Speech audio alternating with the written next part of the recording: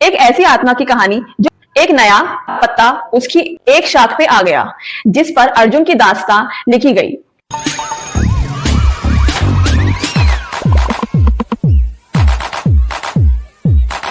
नमस्कार दोस्तों, स्वागत है आपका हमारे YouTube चैनल राजरानी एक्सप्रेस पे। हम लोग अपने चैनल पे आपके साथ में भक्ति के गीत और साथ में भक्ति की कुछ कहानियां शेयर करते रहते हैं। तो ऐसी ही एक कहानी आज हम आपके लिए लेके आए हैं। मैं उम्मीद करूंगी कि आपको ये कहानी पसंद आए। लिए आज की कहानी हम शुरू करते हैं। सबसे पहले हम लोग जान लेते हैं कि कहानी का शीर्षक क्या है। एक ऐसा पेड़ जिसे अपना भूतकाल याद है। एक गहराई थी वो जगह जहां समय भी थक कर रुक चुका था। वहां एक विशाल प्रतीप बरगद का पेड़ खड़ा था। इसकी जड़ें धरती के सीने को चीर अंदर तक चली गई थी और इसकी हजारों शाखाएं आसमान को छूने को बेचैन थी। पर इस पेड़ की सबसे बड़ी विशेषता ये थी कि ये सिर्फ एक पेड़ नहीं था, यह समय का रखवाला था। हर एक पत्ते पर कोई ना कोई लिखी याद थी। हर जार में कोई ना कोई दास्तां छुपी हुई थी। एक जवान आदमी अर्जुन, जो भय, संदेह और दुख के भारों से दबा हुआ था, उस पेड़ के नीचे आकर बैठा था। उसका मन इतना उदास था कि उसकी हवा भी उसे दूर भागना चाहती थी। क्यों? अर्जुन ने अपने आप से पूछा। क्यों मैं हमेशा ऐसे ही थका हुआ महसूस करता हूँ? ऐसा लगता है जैसे मैं किसी ऐसी चीज को ढूंढ रहा हूँ जो कभी मिल ही नहीं सकती। तभी एक मधुर प्राचीन आवाज हवा के झोंके के साथ उसके कानों में गूंजी, क्योंकि तुम अपना भूत कर साथ लेकर चलते हो। अर्जुन ने चौंक कर आंखें खोली।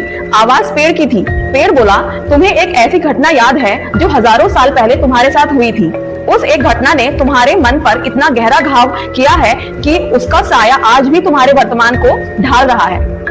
अर्जुन को विश्वास नहीं हुआ। फिर पेड़ ने कहा, देखो। और एक लंबे सूखे पत्ते ने हवा में लहराते हुए अर्जुन की गोद में आकर गिरा। जब उसने उसे छुआ तो एक अजीब दृश्य उसकी आंखों के सामने आ गया। उसने एक पुराना शहर देखा। उसने खुद को देखा, लेकिन किसी और रूप में। वो एक योद्धा था जिसे उसके सबसे निकट मित्र ने धोखा दे दिया था, जिसके कारण उसे अपनी प्राण प्रतिष्ठा खो देनी पड़ी। अर्जुन की आंखें भर आईं। वो दर्द, विश्वासघात की पीड़ा बिल्कुल सच्ची और ताजा महसूस हुई।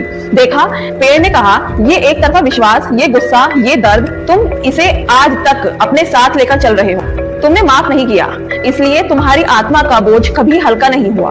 अर्जुन ने पूछा, फिर मैं क्या करूं? कैसे इस दर्द से मुक्ति पाऊं?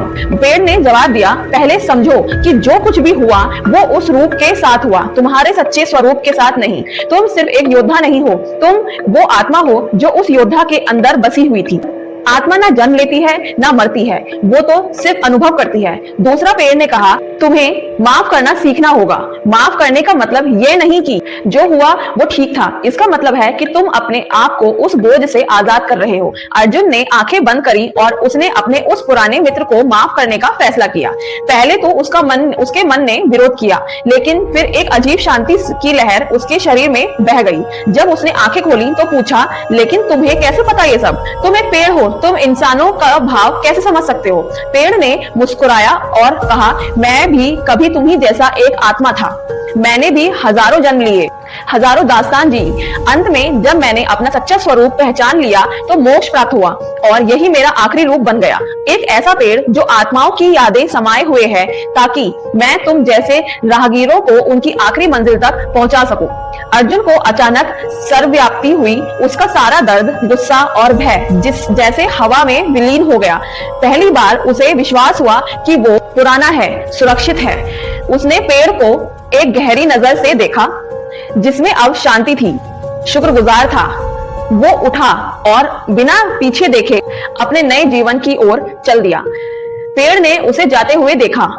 एक नया हरा भरा पत्ता उसकी एक शाख पे आ गया, जिस पर अर्जुन की दास्तां लिखी गई। एक ऐसी आत्मा की कहानी जो आखिरकार अपने आप को पहचान कर अपने भूतकाल से ऊपर उठकर अपने वर्तमान को अपने हाथों में ले आई और पेड़ फिर से शांत हो गया। इंतजार करने लगा अगले राहगीर का, जो अपनी अंधेरी रात को लेकर उसके पास आएगा। तो दोस्तों, आपको ये कहानी कैसी लगी? और अगर आपको ये वीडियो अच्छी लगी हो तो अपने सभी दोस्तों के साथ शेयर कीजिएगा, जिससे कि वो भी अपने पुराने दुख को, पुराने दर्द को भूलकर अपने दुश्मनों को, अपने बुरा चाहने वाले को माफ कर सकें। क्योंकि जब आप माफ करेंगे तभी भगवान इंसाफ करेंगे। इस बात को हमेशा ध्यान रखिएगा और आप हमारे चैनल को सब्सक्राइब कीजिएगा। ऐसी ही आपके साथ में मोटिवेशनल वीडियोस, भक्ति वीडियोस हम आपके साथ शेयर करते रहेंगे। तब तक के लिए धन्यवाद।